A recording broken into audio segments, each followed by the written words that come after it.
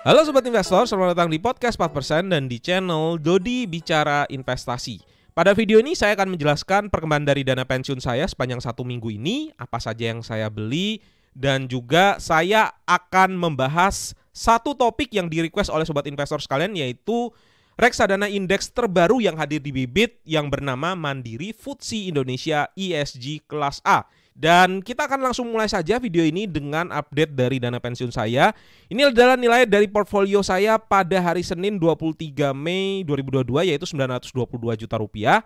Keuntungannya adalah 185 juta dan imbal hasil setara dengan plus 25,22%. Kita akan coba lihat perkembangan dari portfolio saya selama 1 bulan terakhir seperti apa. Ini adalah lihat performa portfolio dan kalau kita lihat di dalam 1 bulan terakhir ini portfolio saya mengalami penurunan sebesar 4,59%.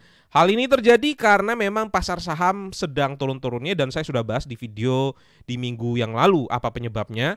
Di 3 bulan terakhir portfolio saya masih tetap naik sebesar plus 4,27% dan year to date dari awal tahun itu masih mengalami kenaikan sebesar plus 8,47%. Sepanjang setahun terakhir naik plus 16,57%. Jadi meskipun terjadi penurunan tetapi sepanjang 1 tahun masih dalam kondisi naik ya. Dan kalau kita lihat dari all time-nya, saya terus-menerus melakukan yang namanya nabung rutin dan pada akhirnya sampai pada saat ini.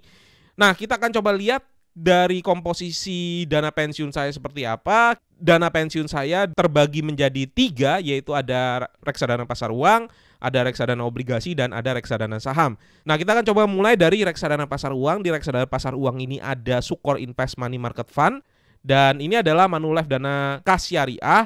Ini saya dapatkan dari cashback Sobat Investor yang memakai kode referral Dodi Bicara Investasi. Sekarang kita akan coba masuk ke reksadana obligasi. Di reksadana obligasi saya punya 3, yaitu Majoris Sukuk Negara Indonesia, kemudian ada ABF Indonesia Bond Index Fund, dan juga ada Sukor Invest Stable Fund, di mana kombinasi dari ketiga reksadana ini menghasilkan keuntungan sebesar plus 2,13%. Oke, kita akan coba lihat di reksadana saham. Kalau untuk reksadana saham sendiri, total dari dana pensiun saya itu adalah 708 juta. Jadi ini memang dominan sekali mengisi dari dana pensiun saya. Ini adalah imbal hasil keseluruhannya yaitu plus 34,39% dengan keuntungan sebesar 181 juta rupiah.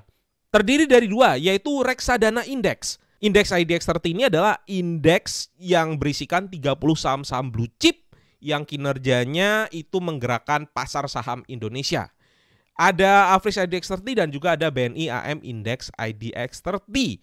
Nah, apa saja yang saya beli untuk dana pensiun saya? Sepanjang minggu lalu saya melakukan pembelian untuk 2 reksadana obligasi yaitu ABF Indonesia Bond Index Fund pada tanggal 20 Mei 2022 dan juga pada tanggal 17 Mei 2022.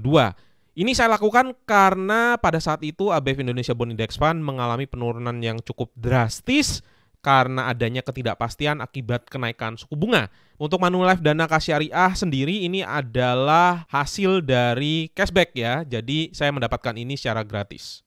Oke, itu tadi update singkat dari perkembangan dana pensiun saya. Sekarang kita akan masuk ke sesi Q&A. Oke, kita akan membahas 2 request dari Sobat Investor. Pertama dari Claudia Sugianto, kemudian juga dari Agus Sukendar. Saya akan bacakan salah satu karena requestnya sama ya. Pak Dodi, mungkin kapan-kapan bisa review reksadana indeks Mandiri FTSE Indonesia ESG Kelas A yang baru ada di Bibit. Secara potensi saham-saham di dalamnya dalam jangka panjang dibandingkan dengan reksadana indeks IDX30. Terima kasih Pak. Oke, pertama-tama di mana sih Sobat Investor bisa menemukan reksadana indeks yang terbaru ini? Bisa di-scroll di bagian bawah, kemudian klik di sini Explore, dan bisa scroll di kategori Index Fund. Untuk reksadana indeks obligasi, kalau di Bibit ada 1, yaitu ABF Indonesia Bond Index Fund yang saya pilih. Kemudian, untuk reksadana indeks saham terdiri dari beberapa indeks. Dan yang paling terbaru adalah indeks dari FTSE Indonesia ESG Kelas A yang diterbitkan oleh Mandiri Asset Management. Oke, pertama kita harus tahu terlebih dahulu apa itu reksadana indeks. Reksadana indeks itu adalah reksadana yang dikelola untuk mendapatkan hasil investasi yang mirip dengan suatu indeks yang dijadikan acuan. Kalau indeks yang dijadikan acuan adalah indeks saham, maka sebenarnya isi dari reksadana tersebut itu adalah saham-saham yang terdaftar di dalam indeks yang tadi kita beli. Ada pertanyaan berikutnya, apa beda reksadana indeks dengan reksadana saham? Jawabannya adalah sebenarnya sama. Bedanya adalah kalau reksadana saham itu si manajer investasi aktif melakukan jual dan beli sesuai dengan strategi yang ada. Sedangkan kalau reksadana indeks itu pengelolaannya adalah secara pasif. Artinya si manajer investasi cukup membeli sejumlah saham yang ada di dalam indeks, kemudian didiamkan saja. Konsekuensinya adalah reksadana saham itu akan memiliki expense ratio yang lebih tinggi dibandingkan dengan reksadana indeks. Ini hal yang wajar ya, karena kalau reksadana saham mereka memerlukan analis ya untuk menganalisa kira-kira sektor mana yang bagus saat ini, saham mana yang saat ini sedang bagus, dan seterusnya. Sedangkan kalau reksadana indeks, expense ratio-nya cenderung lebih rendah karena mereka hanya ingin mengikuti saja indeks acuannya dan tidak melakukan aktivitas apa-apa. Pertanyaan selanjutnya adalah bagaimana cara tahu isi dari reksadana indeks FTSE Indonesia ESG? Nah, sobat investor bisa coba cek di prospektus dan bisa pergi ke halaman terakhir.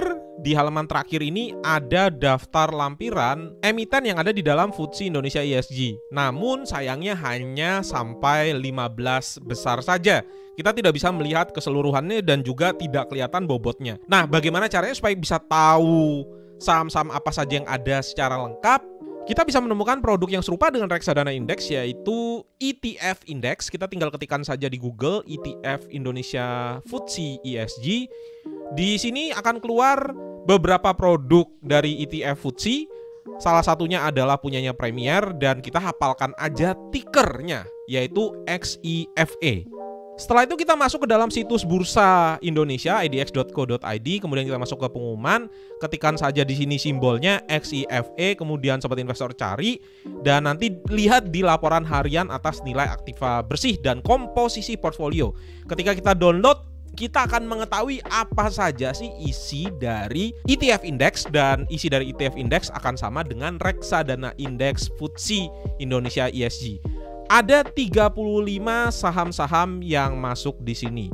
Setelah itu kita tinggal kopikan saja saham dan jumlah lembar yang ada ke dalam spreadsheet. Kita masukkan komponen harga di sini. Setelah itu kita kalikan jumlah lembar dan harganya. Kemudian kita bisa temukan bobotnya seperti apa. Kalau seandainya kita urutkan dari bobot yang paling tertinggi, maka 5 bobot teratas itu adalah Bank BCA, kemudian disusul BRI, Telkom, Mandiri, dan juga Astra. Untuk lebih mudahnya, anggaplah sobat investor ingin berinvestasi dengan uang Rp100.000, maka itu akan setara dengan membeli saham Bank BCA sebesar Rp21.000, kemudian Bank BRI sebesar Rp16.600, Telkom sebesar Rp9.600, kemudian Bank Mandiri sebesar Rp7.900, Astra sebesar Rp8.000, dan sisa 30 saham lainnya sebesar Rp32.800. Kurang lebih seperti itu gambarannya ketika sobat investor membeli reksadana indeks FTSE Indonesia ESG. Nah, bagaimana komposisi indeks FTSE ESG dibandingkan dengan indeks-indeks lainnya seperti IDX30 dan juga Serikati? Di sini saya sudah membuat daftar ya saham-saham yang dimiliki oleh ketiga indeks ini, dan saya urutkan berdasarkan market kapitalisasi mulai dari yang paling besar sampai yang paling kecil.